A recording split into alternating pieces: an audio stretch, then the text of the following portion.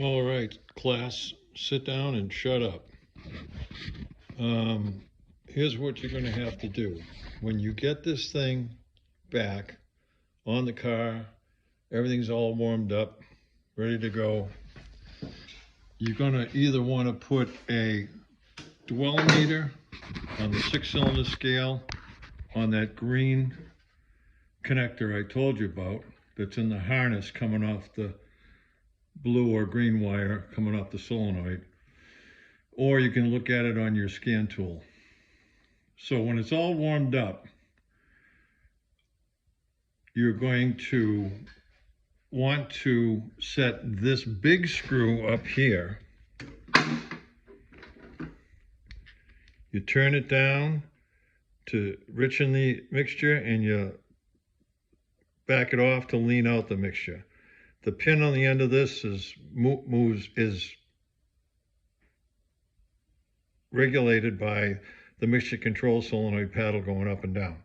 Now the mixture control solenoid works good in hand and checks out fine, so I didn't have to change it. Now this is the lean stop screw for setting main metering air fuel mixtures. That's set at 4 turns up, and usually that's perfect. You don't have to touch it. I'm going to adjust this screw that's in here. There's usually a plug over this screw, and there's a plug over this screw. And this one was removed, and I took this one out. Now I'm going to put a piece of anything down here, and that's going to sit on top of the mixture control solenoid. And I'm going to measure the travel up and down of the paddle on the mixture control solenoid by adjusting this screw. I want about 4/32 of an inch. So I will do that, and that should put you in perfect position for main metering down the road air fuel mixture. So you really shouldn't have to do anything except adjust this so that you get about 30 degrees on the dwell meter at idle with all your vacuum tubes plugged, and make sure the timing is correct. And to set the timing, you disconnect the flat 4-wire connector coming out of the distributor.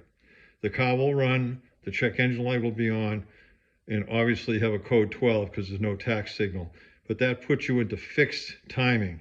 And then you can look on the core support of the car and see what the timing is supposed to be. It's usually about 0. When you reconnect it, you'll have to cycle the key off and start it again to get the light to go off. And then you can go back to, as long as your time is done, go back to adjusting the idle air bleed to get your approximately 30-degree dwell. Now I also have a picture where I'll show you that I knocked out the screws, the plugs that cover the idle mixture screws. They're set at 3 turns each out, which is where they're supposed to be. You shouldn't have to touch those. That should be fine. Now, the only other adjustment that you may have to make, and I doubt if you will, let me move this light around. If I'm going to do this kind of thing, I got to get a better setup here for this. But the throttle position sensor is located underneath the accelerator pump arm, which is this little pin that's under the accelerator pump arm. I don't know if you can see it or not, but there's a green pin that goes under there, and that moves up and down, obviously, with the throttle. Now, if you have to adjust it, if you get a code for the throttle position sensor or something like that, then you're going to have to drill out, put a small hole in this plug right here in the back of the casting. I hope you can see that. Pull that out, and there's a tiny little screw under there that you turn to adjust the throttle position sensor at idle. Now, when you take these plugs out, what you do, just drill them, put a small screw, and pull them out. I'm not going to put any plugs back in here or here. If everything works out, you can either let them forget about them, just leave them like they are, or you can put these plugs I'll send back with the kit that you can put in there, and don't tap them in too tight in case you ever have to take them out again for whatever reason. Now, if you have to take one of these carburetors off again, instead of mangling the linkage and stuff, knock this pin on the accelerator pump arm through, and that'll get the lever off and take that linkage off. And then this small screw here, you take that off, and this arm with the metering rods for secondary will come right out.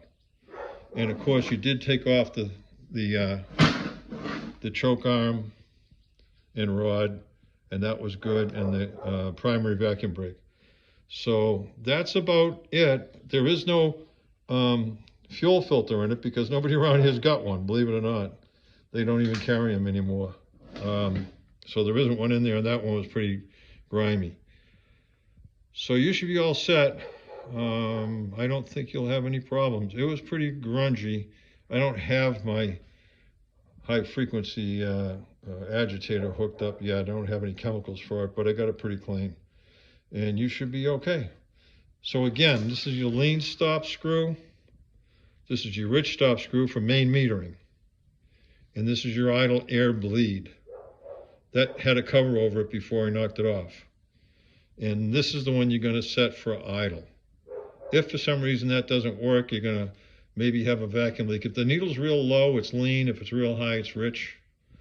And of course, what we're doing with that is we're opening and closing a leak to the idle circuit to try to average out an air-fuel ratio that's acceptable for the catalytic converter and everything. Other than that, you should be in pretty good shape. So send me that return label, and I'll try to get over to the UPS place before it closes. See what my nursing skills need to do this afternoon to help Margaret out. Yeah, she's in a lot of pain. Anyways, that's it. Talk to you later.